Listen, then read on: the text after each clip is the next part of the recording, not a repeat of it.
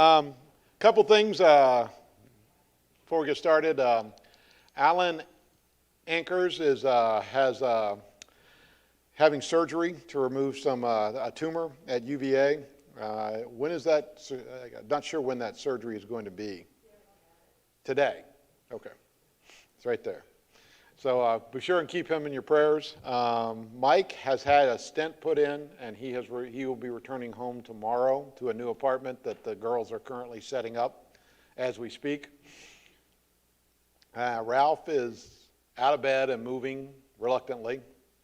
And keep Susan, Julie's sister, in the prayer. She got stung by, the best they can tell, was a caterpillar and had an extreme allergic reaction to it and really was unable to move on Monday, and she's gotten slightly better each day. She's going to the doctor again tomorrow. So that's all I know on the Hemmerich clan. So I got an email from Jay. It says, rugby alum Shane Reeves, which is why I've been asking the question, was selected to be the 15th Dean of Academics at West Point. Wow. He was also promoted to Brigadier General. Wow. Other positions, this is a permanent assignment until he gets tired of it. That's why we have only had 14 previous deans since 1802. Okay. Hopefully everybody knows Tim and Denise are on their way to New Mexico. Anna is having a C-section tomorrow, supposed to be at 2:30 our time. I don't want to bug them to find out, is everything okay, but see if I can get follow-up on that. And the other thing is Lorraine Barnes. I sent out an email yesterday. Yesterday? She has pneumonia? That was today. Okay. Sent it out today. She has pneumonia. I was actually there yesterday, and she kept complaining because she couldn't breathe and couldn't tell anything, but Dixie texted me at 5 o'clock today and said that she had been moved to the acute hospice unit, and she texted me at 6:36 and said that Lorraine had passed away. Oh. So, definitely. And it just happened that I was there yesterday because Dixie had to go to the airport to pick up her sister Lottie from Alabama. So Lottie was there. Definitely prayers their way. Mm-hmm. Anything else? All right. Shall we pray? Lord, as we come here tonight, may we always take time to look around us and see the blessings that you bestowed upon us. May we always take the opportunity to understand that you have a plan for us here in this world, and that our plan requires us to have obedience to you. May we always take time during our day to think about your plan and what you would have us do each passing day. Lord, we think of our number here, and we especially think of the Barnes family at the passing of Lorraine. Be with them. May they understand and remember all the plentiful, bountiful things that Lorraine brought into their lives. We know that the passing of a loved one is a difficult time. Be with them, give them strength, give them courage. We know that they know that they're loved, and we will be there and help them through this process. We think of Alan Akers as he went through surgery today. Be with him in his recovery. Be with him as he goes through this period. May we keep him in our prayers. We think of Sue and Mike and Ralph as they also go through the various illnesses that they're experiencing right now. Be with them and be with the family as they work with them. We rejoice that Shane Reeves, a member here, has been promoted in the U.S. Army. Be with Shane as he takes on this role of responsibility. May he understand that you have placed him in that position and that you are looking down on him and asking him to lead as you would have him. Lord, be with us as we go through our week. Guide, guard, and direct us. This we ask in Christ's name. Amen. And I forgot Tim and Denise, but remember them in your prayers as well. So, Tim will be gone for 3 Wednesdays. It was a fair exchange, though, so I will be doing 3 Wednesday classes, but he will be preaching on the 22nd, so I don't have to preach. So thumbs up to that. So the first one we're going to deal with is the concept of peace. The Bible speaks extensively on the concept of peace. It has a very formulaic view of peace. But before we get into that, each of you take a minute, and I'm going to call on some of you. What is peace? Well, how do you define peace? What is peace? We pass over the word extremely quickly, but how would you articulate peace in your life, and how you would define peace, and how people would notice peace in you? So Janet, peace. You're our newbie.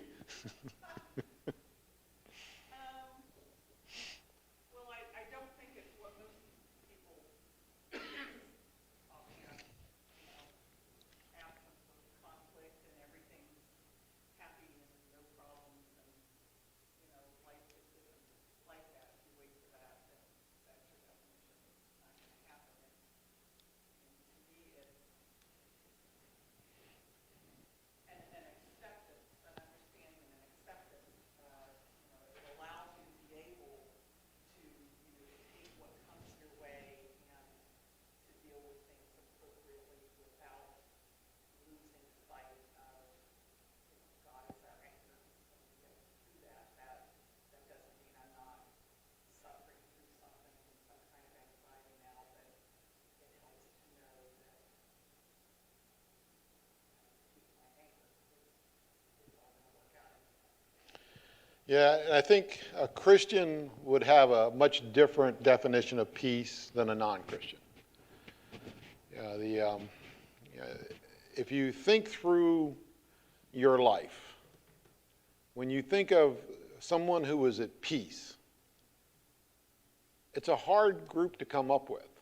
As I was preparing for this lesson, I tried to think of people who I kind of felt were fully at peace. And I think it's an elusive concept. I mean, I would not describe myself as being at peace. I mean, I find peace elusive because life comes at you. So, and the Bible is pretty articulate on what peace is, and it's fairly straightforward in how you obtain it. But for me personally, it's elusive, and it's a me thing. But then I started to think more broadly of people who I've run into in my life, and they have found peace elusive as well.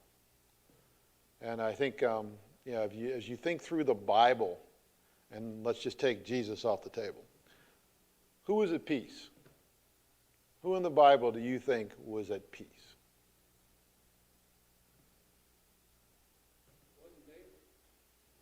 David wrote extensively about peace, but he found it elusive. Anybody? There's no right answer. I'm just curious who you, in all the biblical characters that we study, who's the one that seems at peace in his writings, in his portion, in that aspect of his life? Adam, I hadn't thought of him.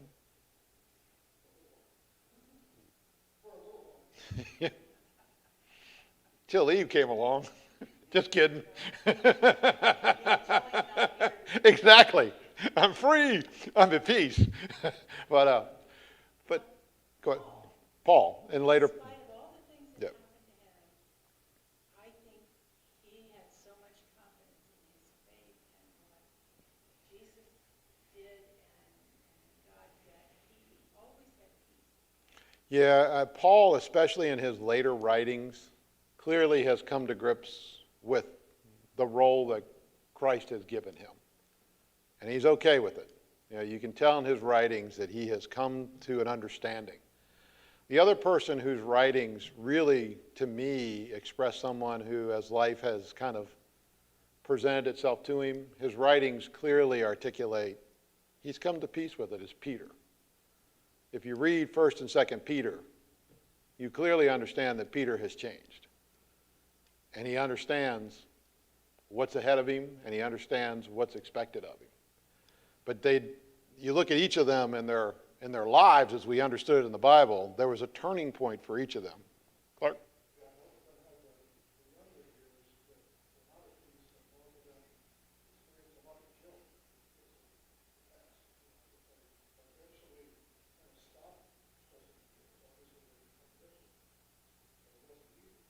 Yeah, it's not a, if you look at, and it always gives me hope because, though I find peace elusive, so did these guys.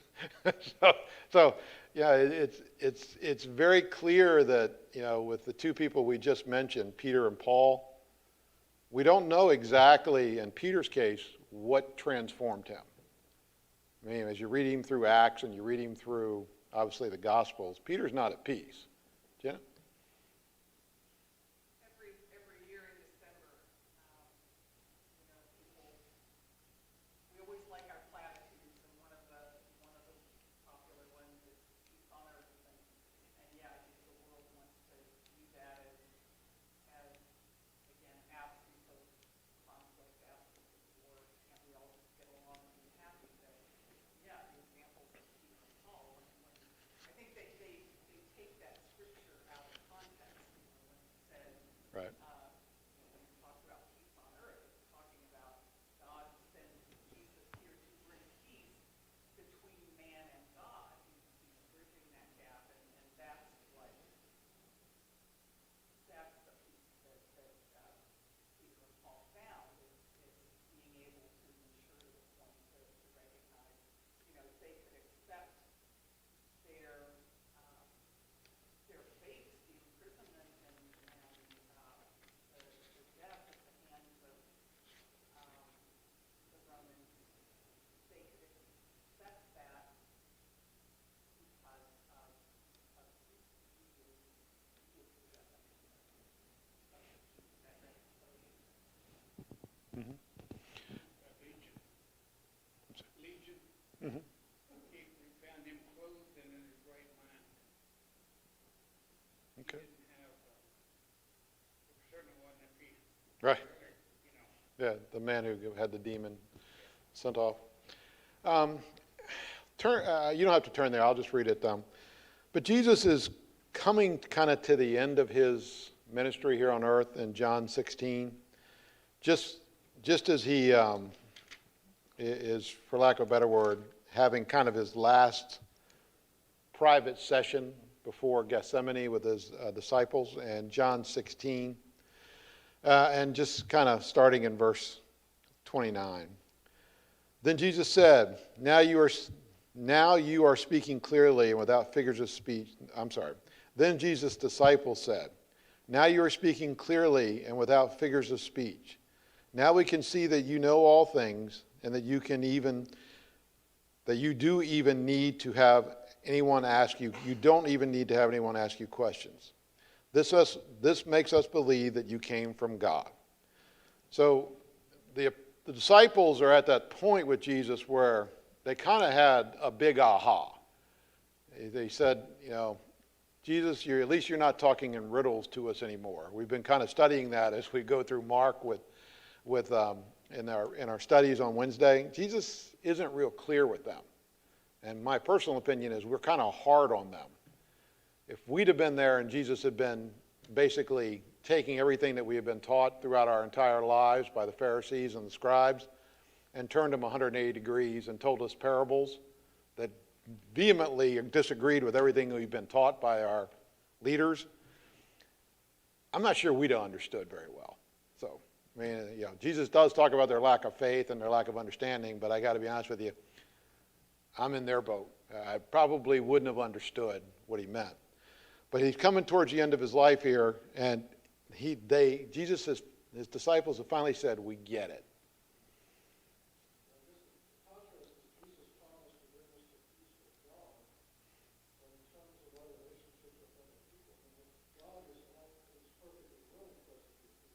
Sure.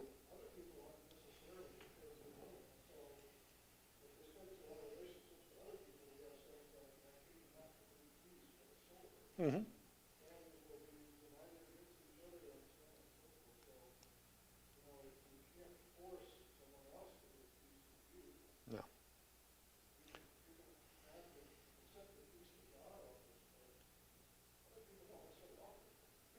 Yeah, I mean, yeah, one of the things that peace is not is harmonious relationships with all. That's not promised anywhere. That's not peace. But continuing with that, the disciples have said, we finally get it. And Jesus' reaction is what I've always focused on. You believe at last, Jesus answered, but a time is coming and has come when you will be scattered, each to his own home. You will leave me all alone. Yet I am not alone, for my Father is with me. I have told you these things so that in me you may have peace. In this world you will have trouble, but take heart. I have overcome the world. So Jesus is kind of his last conversation with these men before he is going to be lost to them for a little while. He kind of articulates to them that I'm going to give you something that is going to make all this completely understood. You think you understand me, it's going to get clearer even. But understand, I am going to leave you a world that is very different than the world you envisioned from the Messiah. It's not going to be anything like you've been told. There is no 2,000-year reign. Jews will not be in charge of the world. There will be no one sitting on a throne. But I am going to give you the answer to your question. And through that answer, I will give you this elusive concept of peace. And that peace was purchased. And that's the part that I think with Peter and Paul, the two we spoke about, I think it becomes very much clearer to them as they go along in their lives. The humility that is required to obtain peace is understanding that our peace was bought at a price. Christ gave you peace in his relationship and our relationship with God. It's there for you to have, but only if you put your, as Peter, as he says here, your trust in God. Doesn't mean it's going to be smooth. It doesn't mean you're going to understand it, but you just have to trust. And that price was paid, so you don't have any uncertainty. But the uncertainty, the thing that kind of is elusive for me in peace, and I got to admit, the part that was the hardest for me was kind of what I had to deal with my mom had to deal with. Because, I mean, I'll be honest with you, my prayer to God was, I don't get it. I don't understand what the purpose of this was. But I trust you. But this is painful. And I think that's the part that sometimes is the biggest step to overcome. There was a plan. I don't get it. I'll be the first to tell you, I don't get it. And I had to just accept that there was a reason for what he did. But it's a huge hurdle to overcome when your mom is under 4-point restraints for 2 weeks. So that's the big hurdle sometimes, is life is going to be turbulent. And the understanding is going to be elusive, at least for me. It's going to be elusive. But you have to accept that there is a plan. And at the time, it's hard. I mean, each of you have gone through similar circumstances, I'm sure, where you're watching a loved one, and it's hard to comprehend. And but Jesus says that's part of the equation. You have to accept it. It is a part of his plan. Whether you get it or not, it's not really the point. So if we look at peace, I'm going to take the letters of peace and apply definitions to them. I've used it as a technique for me sometimes, and it helps me. So hopefully it'll work for you all. So if you look at peace, and you look at the P, it deals with the concept I was just talking about, providence. There's a plan for each of us. He has a plan. For everyone in this room, there's a plan. You are put in situations, you are put in areas that are going to be extremely uncomfortable. Nobody gets, as the famous quote, nobody gets out of here alive and unscathed. But do you fully trust that you were put in that situation for a reason? And when you are put in that situation, do you ask him to explain it to you? Do you ask for him to provide peace? And do you accept the peace that he's offering you? And it's a difficult equation. I mean, it's not it's not the easiest thing to comprehend. At least it's not for me at times. It's really hard for me sometimes to comprehend, why am I here? It wasn't part of my plan. As Jeff's looking at how God should guide his life, this wasn't where I wanted to be. This is definitely not the spot I wanted to be in. I don't think my skill sets work here. I don't think this is comfortable. I don't think I have the aptitude or the empathy. Pick your word. I'm Moses. I got 100 reasons why I'm not the right person for this situation. And maybe it's just me, but I can empathize with Moses. I mean, sometimes you're just put in a situation where you're like, I don't have this skill set. Why me? And it's a difficult equation because, as Julie says, you have those skills, you just don't want to use them. Okay. That's like asking me to lead singing on Sunday. No, I don't. But if you look at God's word, he says that. I'm not going to give you anything that you can't handle. I've given you the skills to handle this. And I've given you the resources to handle this. And I think for me, the one thing that I fully admit, looking back on life, I didn't ask you all for enough help with Mom. That was my fault, not y'all's, it was mine. But it was one of those things where he gives you tools to deal with what's in front of you. Sometimes you're a little too stubborn to ask. At least, I can't say you all. I have a tough time asking for help. I don't know why, but it is a shortcoming. It's something, I don't know if it's a protective instinct. I don't know if it's selfish. I don't know. I don't know, and I won't ask. And I think maybe I'm the only one who kind of falls into that category. But God gives us, he puts us in these situations, and he gives us tools. And they're not all yours. There are people here who will help you. So I think as he's writing about this, if you go to, and I'll go there, Matthew 14:22. And the one thing around the whole concept of peace that I always kind of come back to when I'm thinking about it is Jesus sends the disciples out on the boat. And in the Sea of Galilee, I think if I trust historical records, it's about 8 miles wide, and it says they're about halfway out. And the storm's blowing, and these fishermen are scared to death. They're going to die. So this isn't a minor storm. These aren't people like me who aren't very comfortable on the boat.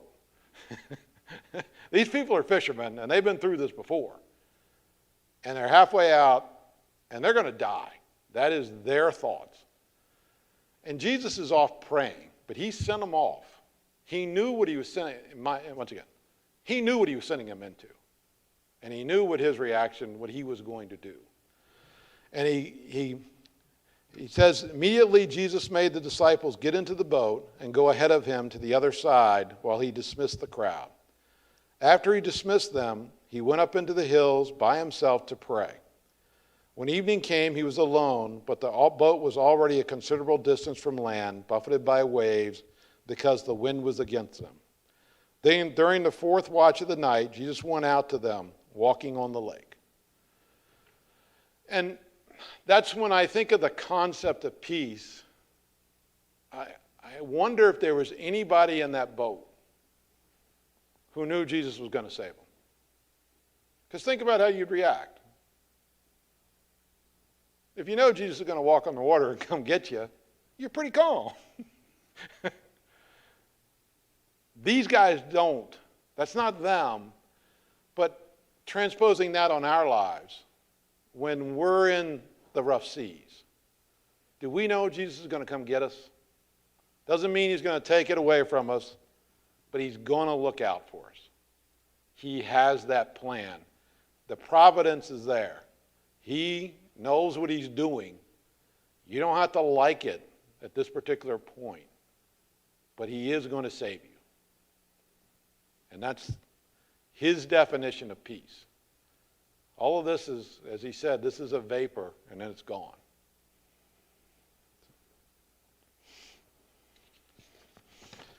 So the other one that I always turn to, because I have studied peace probably more as my own personal study for the last 3 or 4 years than any topic, because I think it's so important to being able to do what he asks us to do.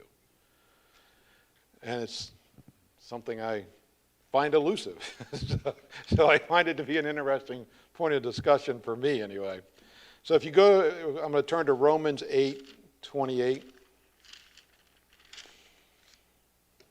And he says, and we know that in all things God works for good for those who love him, who he has called according to his purpose.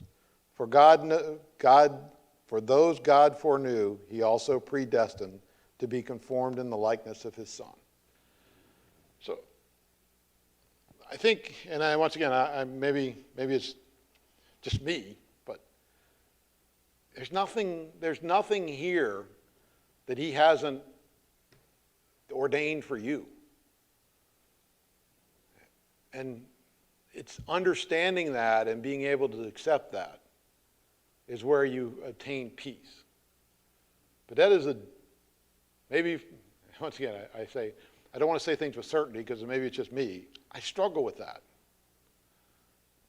I struggle with how is this going to turn out for good? I struggle.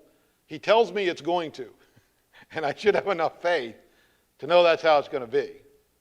But that's an internal struggle that I have. And you look at the next one, E. Entreat, yes? Does faith and peace go hand in hand? Sure, they're the fruits of the Spirit. But a lot of things go with peace.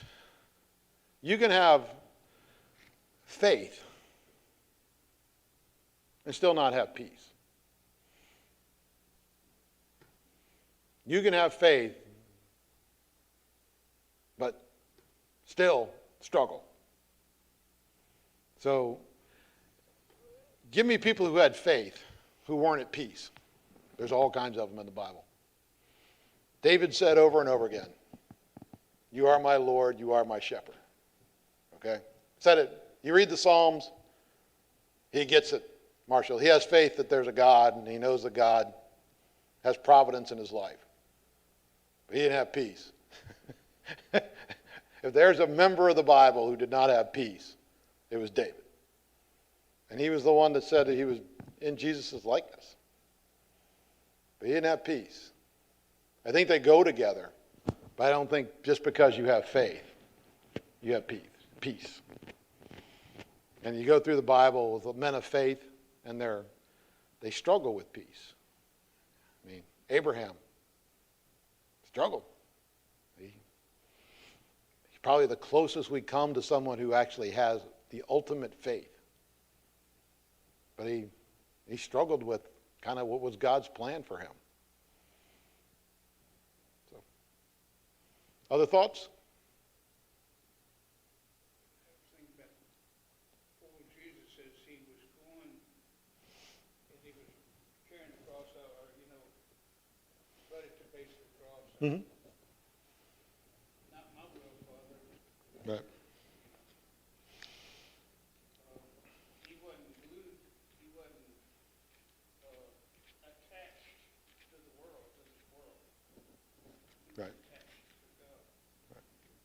Yeah, and I think, obviously Christ is the closest thing we come to a person who's at peace. But, and once again, I know this is going to sound sacrilegious, but there's a distinction between Christ and me. And once again, you all can view this as sacrilegious or not. I don't remember creation.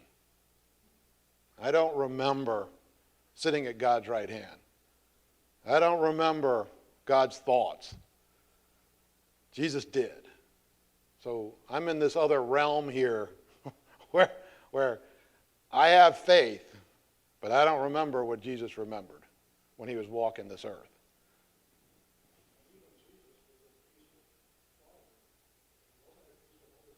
Right? He wasn't in peace with this world, that's for sure. When you look at the E in peace, the word that I always put with E is entreaty. And the concept that I think the Bible is extremely clear on is peace comes from your conversation with God. And I think the perfect example is what we just talked about. Jesus has sent his disciples off to go across the lake. What was he doing for the 4 to 6 hours that they were on the lake? He was praying. Jesus, more so than anyone else, shows you where peace comes from. All the big events in Jesus' life, there's one common theme. He was alone and he was praying. If you just study the moments in Jesus' life and what got him through it, he went off alone and prayed. He spent a tremendous amount of time just having a conversation with his Father. And, he understood that, as Clark said, he was never going to be at peace with the Jewish leaders. He was never going to be at peace with the world around about him. He knew he was upsetting the very people that he came here as the son of. And he knew that he would never have peace with the Pharisees and the scribes. So he got his peace by having conversations with God. That was the one thing that I kind of always, in one way it's a perfect example, it's a perfect metaphor for how we should live our lives, but it also is a daunting task. So Jesus had an intimate relationship with God previously. And he's wandering around here with you and I.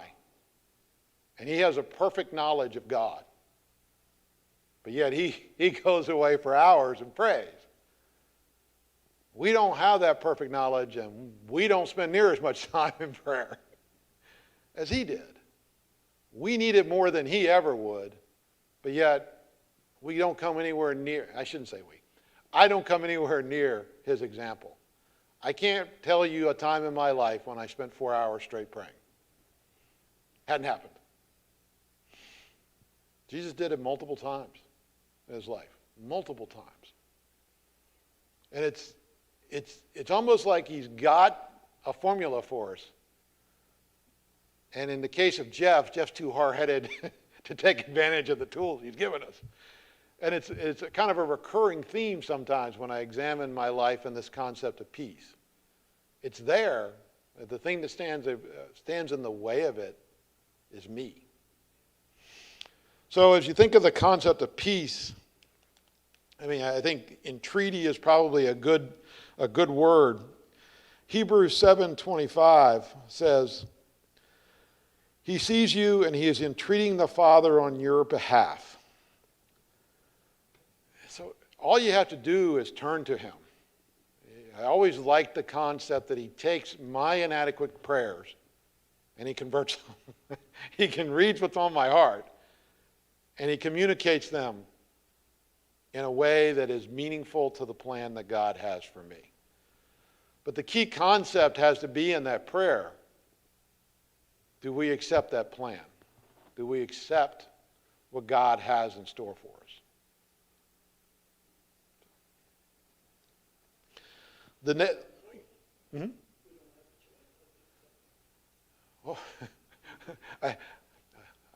I understand your concept, but I can honestly say I have met people who don't accept it, and they really, really don't have peace. And they're people I love dearly, but they fought to the bitter end against what that plan was, and they were unhappy to the bitter end. And it's not something anybody can do for you. But that's what I'm saying. They didn't have a choice but to accept it if they were, If they wanted the peace, yeah. Right. They didn't accept it. And the one thing I can honestly say is I watched them through the end of their lives, they weren't at peace. It's a sad way to be, but it's inevitable if you don't have God. I mean, if your life has been lived and you think this is it, you're going to fight to the bitter end, knowing in your mind that when I die, it's over. Well, I don't know that there's much peace there. I mean, if you're going to fight to the bitter end with the concept that this is all there ever was, it's going to be lonely. It's got to be lonely. I mean, you don't know what to say to them, and you don't know how to help them, but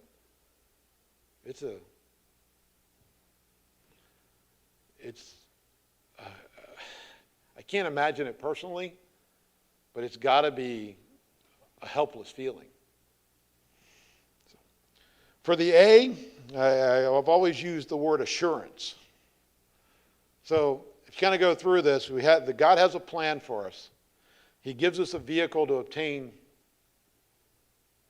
for lack of a better word, have a conversation, the entreaty, so that you know your prayers are answered and that plan will be implemented in your life. The one that is there, and it says it bluntly, and it says it clearly. If you can accept his plan, and you can talk to him about it, understand, he's made a promise to you. You'll be saved. It's unequivocal. You'll be saved. No questions, no asterisks. You're saved. And I've known people, and I've been immensely impressed with them, that they clearly understood that they were saved. And it is a confidence, they are a light to people as their life comes to an end. They are. They know that their time has come, and their exact attitude is, I'm okay. You need to be okay. I'm okay. I know where I'm going. God had a plan. I've lived that plan. There's no caveats here. I'm saved. You need to understand that I'm saved. So that it's an interesting conversation that you have with those people that's very different than the other conversation I was talking about with people who think this is the end. Those people are extremely uplifting. I mean, I got to tell you, my aunt, who passed away 2 years ago, was a joy to be around. The doctors told her she had 30 days to live. She actually lived 382 days. But for all those 382 days, she was in pain. She was happy. I mean, it was unbelievable. She was happy. Absolutely convinced that her life had a purpose. She fulfilled that purpose. She was going to heaven. And the sooner the better. Why it took 382 days? She was okay with that too. I mean, and it's so much different to talk to her going through that period than most of the other people in my life I've ever dealt with. And Aunt Maudie was the simplest human being you ever came across. I don't think she got past the 8th grade. But I know a bunch of people who have PhDs that did not die with the assurance that she did. She knew where she was going, and she was happy to be on her way. And that's what the Bible tells us. It tells us there is an assurance. And I would suggest of all the people I've known, Aunt Maudie was the person I've run across in my life who was most at peace. She had a hard life. I mean, she had a very hard life. I mean, her family were sharecroppers. My dad went down to see my mom's family, and it's a story that will live for us forever. Dad's from Washington, D.C. Never, he went in the Army, Air Force, I take it back. And he got outside of Washington, D.C., but that was his only trip outside of Washington, D.C. He goes down and meets my mom's relatives and says, I have to use the facilities. And they said, just take that trail out the back there, and there's a Sears catalog or whatever you want to grab on the counter. He goes, that's funny. And my mom's grandfather goes, I don't know what's funny about it, but boy, you better take a flashlight with you. My dad said, reality came crashing down on me. You're not in Kansas anymore. He said, I literally thought they were yanking my chain. They were not. He goes, it just was a different life. And my Aunt Maudie, she had all of my mom's sister, all my mom's aunts got away from that particular life and had very, very good lives, which you would consider normal middle class lives. And my Aunt Maudie, even though she had that, she lost her husband extremely early. She had 2 kids. One of her daughters struggled with medical illnesses all of her life. But there was never anybody, no matter when I ran into my Aunt Maudie, she knew God had a plan. And you kind of sometimes were a little curious as to why she could be so upbeat, but it never changed with my aunt. Not a day did it change. Not a day that I saw her. And so, you take that concept of assurance and you try and look at the people who clearly understood that plan and personalize it. Paul, as we were talking about, and I'm sure there are people in your lives that are that way. They get it. And they have peace. And you can see it. Now, the question for us is, if we do a poll of all the people who run into us, and this is something that I work on, and I'm not, once again, this is more a me question than you question, but if people were to rate us on a peace scale, how at peace is Jim Ward? How at peace is Gaines? Kelly? How much at peace are you? How do the people around you kind of view your peace? Julie wavers with me. Some days I'm okay on the peace scale, other days not so good. But it's that promise that God asks us to kind of put our lives around. And you can, if you just get bored this week, just go to Google and look at all the scriptures that deal with peace. And the clear concept that the peace that you have is because of that guarantee. That's your peace. All of this is going to come and go. Accept what it is, but understand, his promise is fulfilled. The only question is, are you comfortable with it? And that brings us to C. And these all kind of build on each other. Comfort. If you know that there's a plan, and you talk to God regularly, and you're assured of your salvation, you can be comfortable with you. If you're not comfortable with you, peace will be extremely elusive. We all beat ourselves up. I mean, it's just, we all know our failings. I mean, it is the thing that I think, in my observations of people I immensely respect on their Christian lives and how they've lived their Christian lives, I always wonder why they can't see what we see. I mean, there are people that beat themselves up. It's like, look at all you do. Look at the people you touch. Look at the people you comfort. Look at the people who you assure. Look at the people who you serve. Look at the life you lead. Don't you understand what a benefit and what a glory you are to the people you come in contact with? And it's one of those things where it's not as easy as you think it is. They don't see it. They don't comprehend what a positive influence they are on everybody they come in contact with. And one of the things I have to admit, I've always remembered it, but how many of us don't want to come to church sometimes? I mean, it's just, well, maybe not you all, but me. But there's never a time that I come to church that I don't get something out of it. I really, well, there was a period here where we had certain things going on, but 99% out of 100, I get strength from you all. I do. You guys make the week better.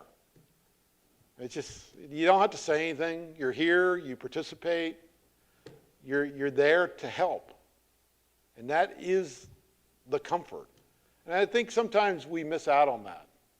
I mean, I got to admit, and I know it's a benefit, but I didn't like it, and I'll never like it. And it's not just a church thing, but I don't like it. I hate Zoom.